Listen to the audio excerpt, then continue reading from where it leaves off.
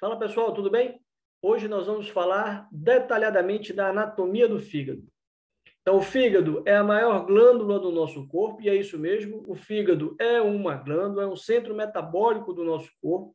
Ele pesa mais ou menos 1.500 a 1.800 gramas, né? Se a gente acrescenta ali o sangue e a bile, ele acaba aumentando um pouco de seu tamanho em 500 gramas. Então, ao final, o fígado vai estar ali entre 2.000 e 2.300 gramas. Ele se localiza no quadrante superior direito do abdômen, basicamente. Mas se eu pego esse abdômen e não divido somente em 4 quadrantes, a gente pode dividir esse abdômen ainda em 9 quadrantes, utilizando o plano médio clavicular, que são essas duas linhas aqui verticais, utilizando aqui as costelas, o rebordo costal e a crista ilíaca.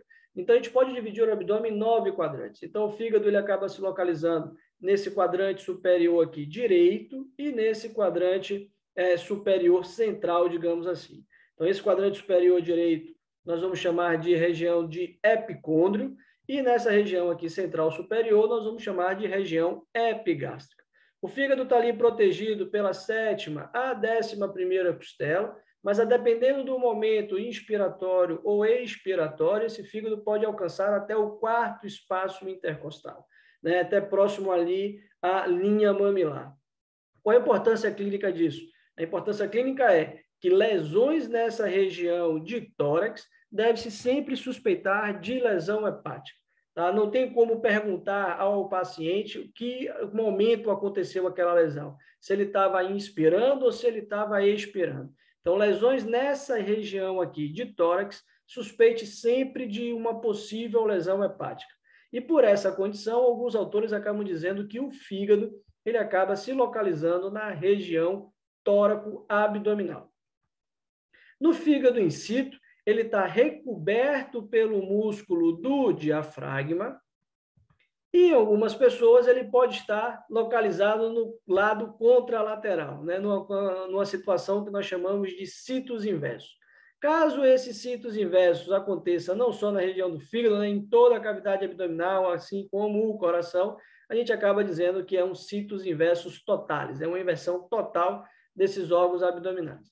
Na 4ª semana de gestação é onde começa, né, e termina esse processo de rotação, dessa última rotação que esses órgãos fazem, e nessas pessoas, infelizmente, não aconteceu essa última rotação e ele acaba se localizando do lado contralateral. Nós encontramos ainda alguns espaços virtuais relacionados ao fígado. Tem um espaço virtual entre a cúpula diafragmática e o fígado.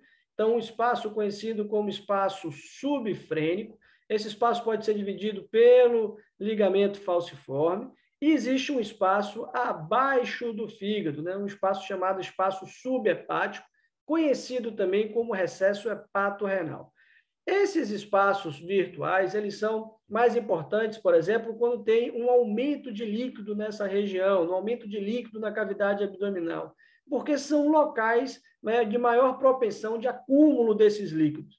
Então, você vai ver muito mais esses espaços no momento que há um aumento do líquido dentro da região abdominal, dentro de cavidade abdominal.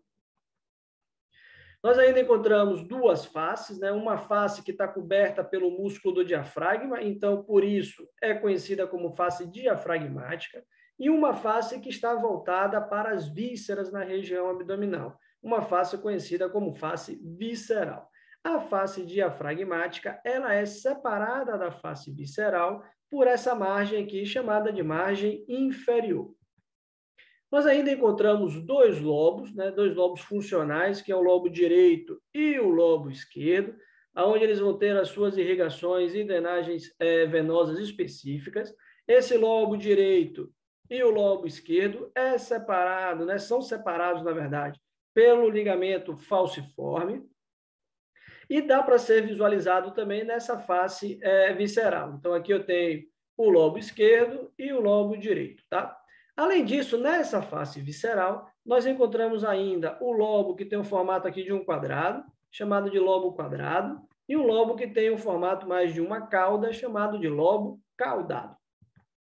Então, aqui, na imagem aqui em vivo, fica fácil a identificação do lobo direito, do lobo esquerdo do fígado e do ligamento falciforme aqui, bem bonitinho. Além desse ligamento falciforme, então, assim, o que seriam, então, esses ligamentos, professor? Então, esses ligamentos nada mais são do que expansões do peritônio que vão servir para sustentar ou ancorar o fígado no interior da cavidade peritoneal, né? Então, esses ligamentos acabam fixando o fígado ao diafragma, acabam fixando o fígado na parede anterior do abdômen. Por norma, esses ligamentos, né, não tem nenhuma estrutura vital passando por dentro desses ligamentos. A gente vai ver que tem uma exceçãozinha mais à frente, mas por norma a gente não tem nenhuma estrutura importante passando por essa região. Então, quando se faz uma cirurgia de fígado que precisa liberar o fígado, geralmente se faz um corte em volta desses ligamentos. Tá? Então, a gente vai ter aqui então um ligamento que forma parecendo uma coroa ali em cima do fígado, e não é à toa que ele acaba se chamando ligamento coronário.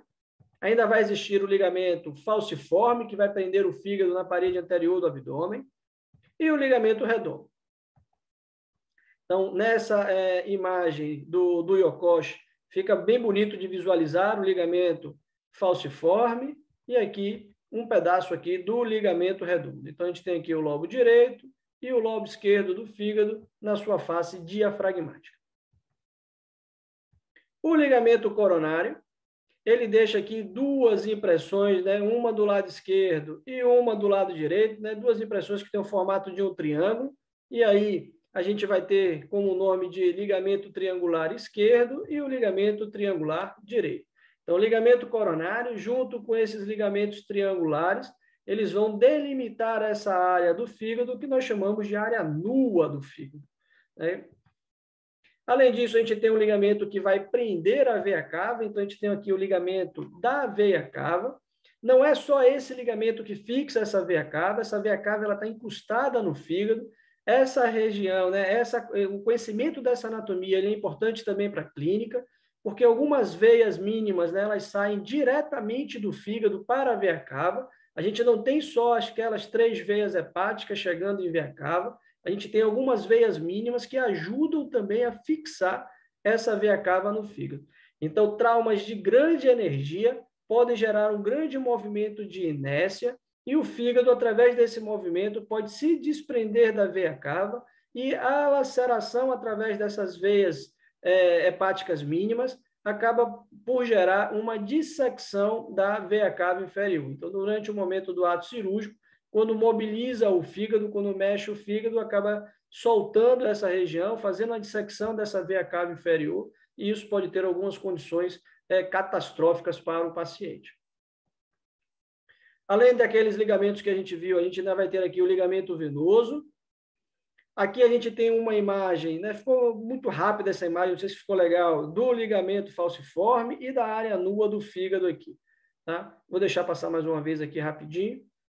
Ligamento falciforme e a área nua do fígado aqui bem bonitinho, com o ligamento coronário ali em volta. Além daqueles ligamentos, nós temos outros 2 ligamentos que vão unir o fígado, né, ou ancorar o fígado ao estômago e ao duodeno. Então, nós vamos ter aqui o ligamento hepatogástrico, que vai pegar ali basicamente toda a curvatura menor do estômago, e o ligamento hepatoduodenal. Esse ligamento hepatoduodenal é uma daquelas exceções que a gente falou, onde nós temos aqui uma tríade importante passando por esse ligamento, sendo protegida por esse ligamento. Então, daqueles ligamentos, né, onde a gente pode fazer uma ressecção, tem que se tomar cuidado com a ressecção desse ligamento hepatoduodenal. Logo abaixo do ligamento hepatoduodenal e do ligamento hepatogástrico, a gente tem uma bolsa nessa região. Então, ali nessa imagem, só voltando aqui, o hepatogástrico e o hepatoduodenal. E vai ter ali um foramezinho para o acesso a uma bolsa, né? Uma região aqui embaixo desses ligamentos, aonde o forame, nós vamos chamar de forame epiplóico, é por onde está passando esse catetezinho aqui amarelo, aqui, colocar aqui para melhor visualização. Ó, ele vai aparecer aqui embaixo, aqui, ó, meio que transparente, passando pelo ligamento hepatogástrico, dando acesso a essa bolsa chamada de bolsa omental. Então, aqui a gente tem uma bolsa omental exposta, né? Foi feito um corte do ligamento hepatogástrico e depois foi feito um levantamento aqui do estômago e aí foi exposto toda a parede posterior dessa bolsa omental.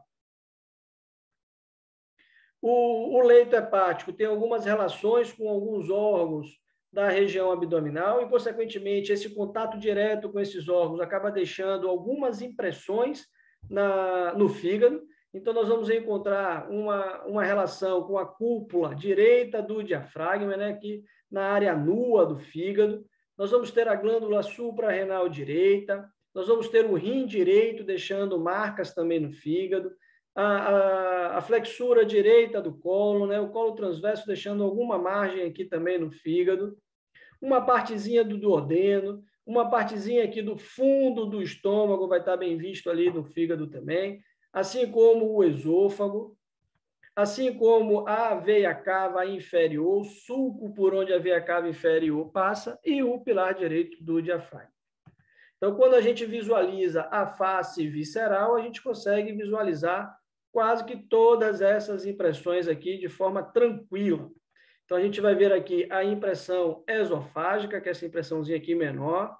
Depois nós vamos ter a impressão gástrica, né, com a impressão do fundo do estômago.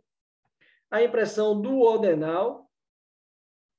As impressões cólicas, né, por onde está passando ali o colo do intestino grosso. A impressão renal e suprarrenal direito, né, essa maiorzinha aqui de todas.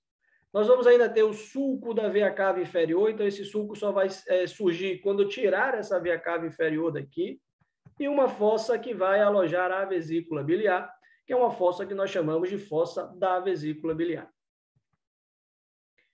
Em relação ao hilo hepático, né, ou a região porta hepática, nós temos uma tríade, nós temos uma sintopia aqui clássica, onde nós vamos ter aqui a chamada tríade portal macroscópica, né? Então, aqui a gente tem uma tríade portal macroscópica, porque quando vocês forem para a fisiologia, a professora de fisiologia deverá falar alguma coisa da tríade portal microscópica.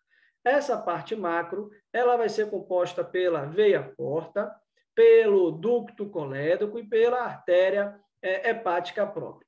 Então, ele tem ali uma divisão clássica, onde a veia porta ela é posterior, o ducto colédoco ele é anterolateral, né? Ele é anterolateral lá para o lado direito, né? Está mais para o lado direito, ao lobo direito do fígado aqui, e a artéria hepática própria ela é anteromedial, então ela está um pouco mais para o lado esquerdo.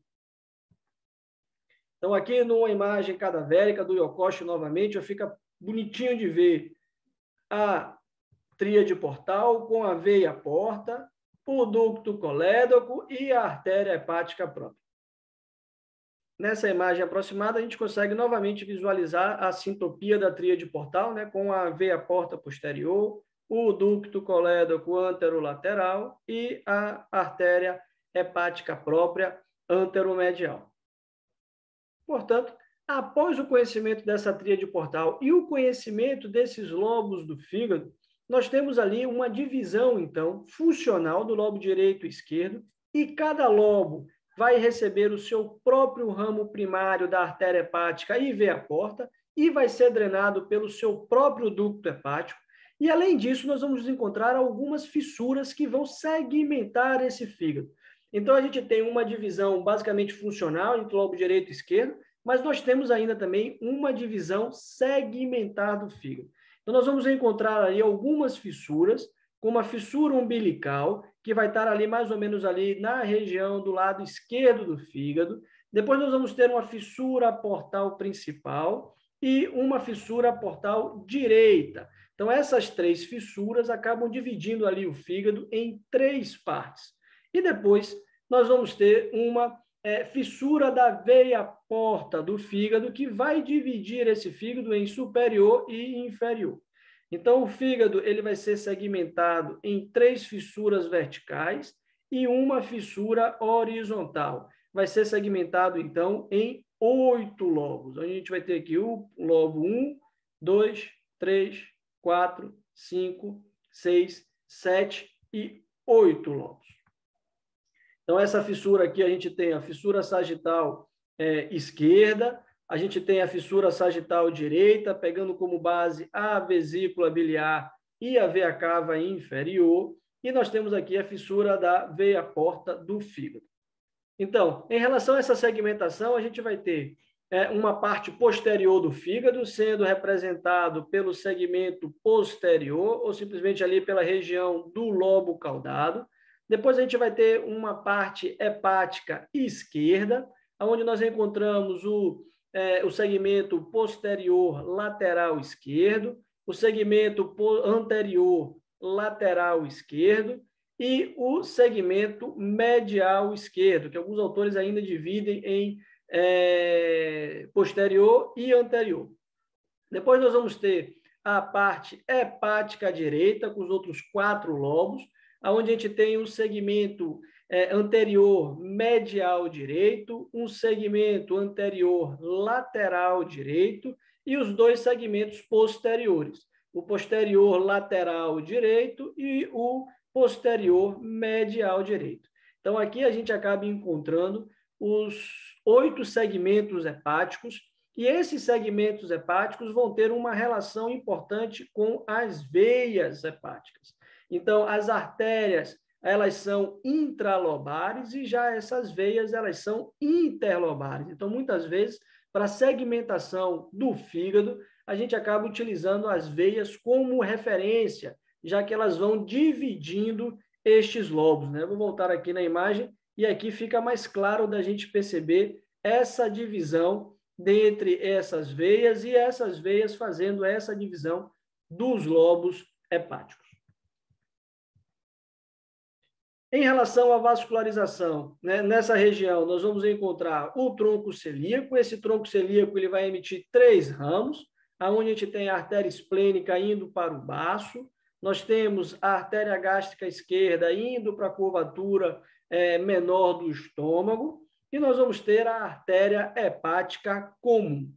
Dessa artéria hepática comum, ela emite um ramo para o duodeno, chamado de artéria gastroduodenal.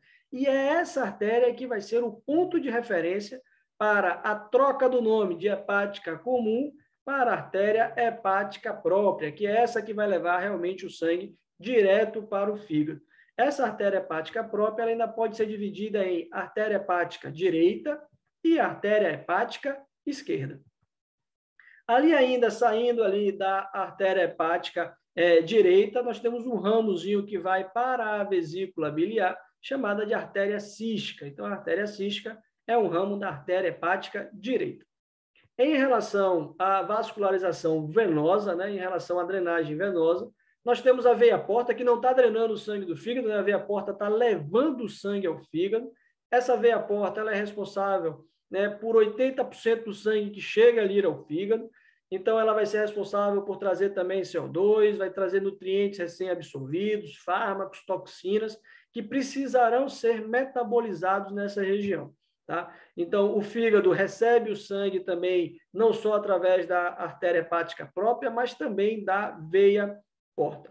Então, a veia porta ela vai ser formada pela junção da veia mesentérica superior com a veia esplênica.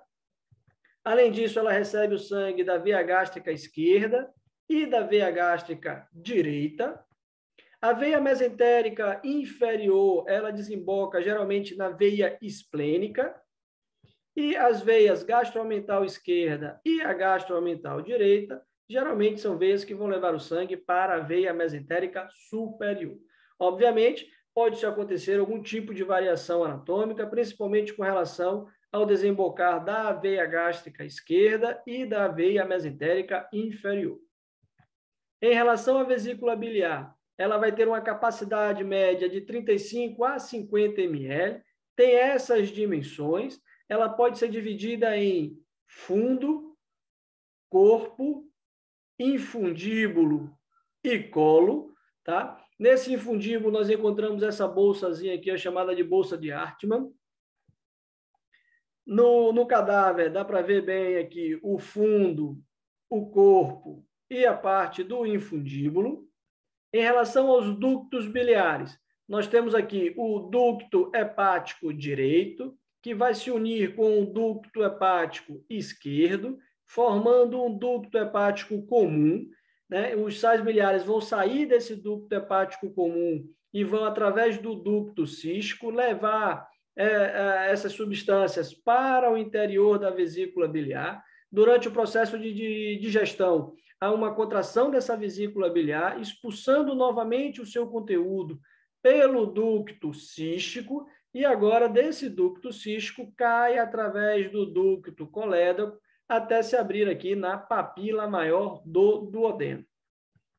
Então, o ducto colédoco ele ainda pode ser dividido em 4 partes, né? O maior de todos os ductos, quando a gente fala de ductos biliares. Então, a gente tem aqui essa parte acima do duodeno, então é a parte supraduodenal, uma parte atrás de duodeno, a parte retroduodenal, uma parte pancreática, né, que na verdade está passando atrás do pâncreas, às vezes ele até é englobado pelo pâncreas, pela cabeça do pâncreas, e uma parte intramural, que é a parte que está dentro ali do duodeno e que forma uma pequena papila nessa região do duodeno.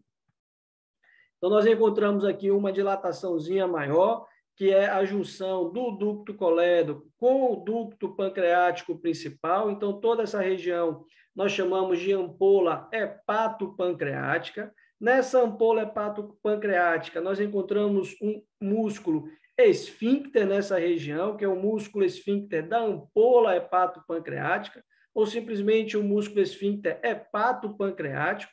E nós vamos ter aqui no ducto pancreático e no ducto colédoco os músculos esfíncteres também. Então, nós vamos ter aqui o esfíncter do ducto colédoco e o esfíncter do ducto pancreático, tá? Algumas alterações podem acontecer no desembocar desse ducto colédoco com o pancreático. Então, o ducto colédoco e pancreático, eles desembocam geralmente juntos através da papila maior do duodeno, mas eles podem desembocar de forma separada ou ter um ducto ou uma ampola hepatopancreática um pouco maior do que o de costume, tá bom? Em relação à vascularização da vesícula biliar, a gente já falou, né, que ela recebe o ramo da artéria cística, né, que é um ramo da artéria hepática direita, e a sua drenagem venosa vai ser através das veias císticas, tá? Que vai drenar para o colo e o ducto cístico, eles são drenados para a veia porta, geralmente, e o fundo e o corpo da vesícula biliar, eles são drenados geralmente para os sinusoides hepáticos.